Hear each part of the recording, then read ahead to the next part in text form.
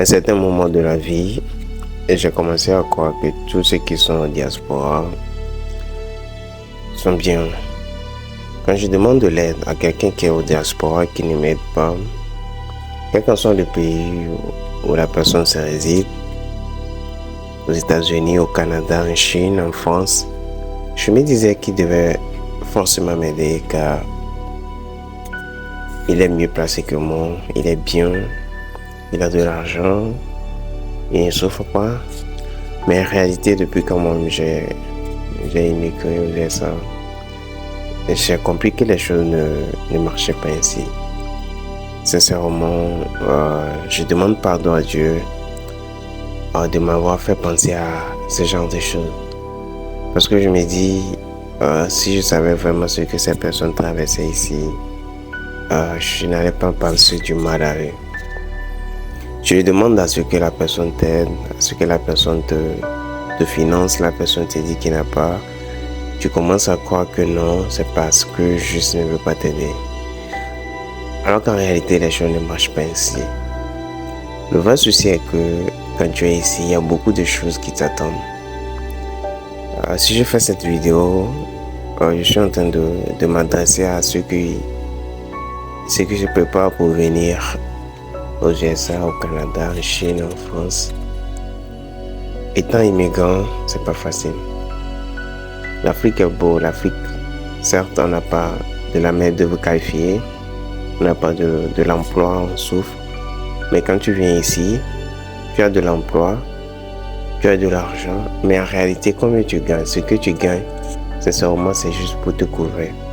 Et pour gagner ce que tu vas prendre pour devenir quelque chose dans la vie, tu dois beaucoup batailler. Par exemple, quand tu fais un boulot, tu n'as juste que l'argent pour payer ton loyer. Et même si tu fais 40 heures par jour, je vais dire, par semaine, tu n'as que juste l'argent pour payer ton loyer, ton manger. Et ce qui va te rester, quelques économies. Parce qu'après avoir déduit l'argent d'assurance, le loyer, l'électricité, c'est ça même, peut-être même parfois tu vas trouver quoi à manger. Mais pour faire de l'économie, tu dois beaucoup batailler. Tu dois travailler plus que 40 heures par jour. Tu dois te lever tôt. Tu dois trouver un emploi.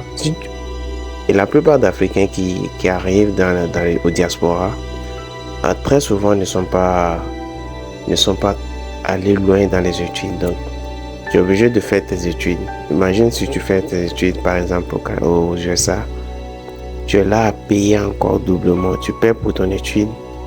Tu paies pour ton loyer, tu paies pour ton assurance, tu paies pour tout.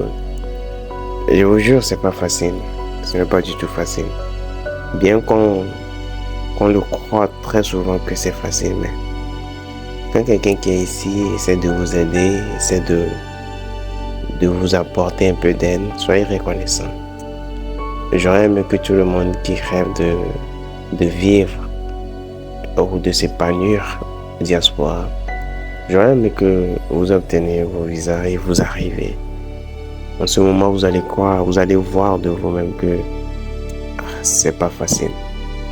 Mais quelqu'un qui est au GSA, le dire que c'est pas facile, vous allez toujours croire qu'il est en train de mentir, qu'il ne veut pas que vous veniez. On est bien en Afrique. Tu te réveilles, tu n'as pas d'argent pour manger, certes, c'est pas trop difficile comme ici. Ici, il n'y a personne qui va t'aider, il n'y a personne qui va te regarder, il n'y a personne qui va regarder où tu es. C'est chacun pour soi. Et c'est là même qui est difficile. Il n'y a pas d'aumône ici. Certes, l'État peut t'aider si tu es en difficulté, mais combien de fois l'État va t'aider? Pour combien de temps? La vie ici n'est pas facile. Quand vous venez ici et vous ne payez pas vos loyers, vous perdez votre emploi. Je ne veux pas vous mentionner le cas des homeless qui sont là en train de souffrir un peu partout. Tu les vois quand il pleut, quand il neige. Non, c'est pitoyable. J'ai les larmes aux yeux quand je les vois, sincèrement. Je me dis autant rentrer chez moi que de souffrir ici. Au moins chez moi, le climat est abordable, il ne fait pas trop froid, il ne fait pas trop chaud. Même s'il fait très chaud, c'est encore mieux. Tu peux sortir dehors, te déshabiller, tu es à l'aise, quoi. Mais quand tu es, par exemple ici, il fait très froid. Qui va t'accueillir chez Dieu? C'est seulement quand je vois les homeless parfois, j'ai les larmes aux yeux, je pleure. Donc pour tous ceux qui veulent vivre un rêve au diaspora, Je vous demande de vous préparer. Préparez-vous à l'avance.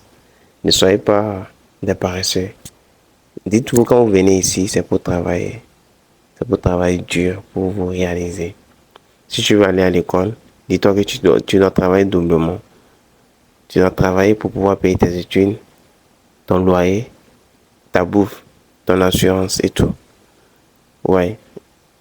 Donc, que Dieu bénisse les États-Unis, que Dieu bénisse l'Afrique, que Dieu bénisse mon pays d'origine et que Dieu bénisse tous les restes des pays du monde.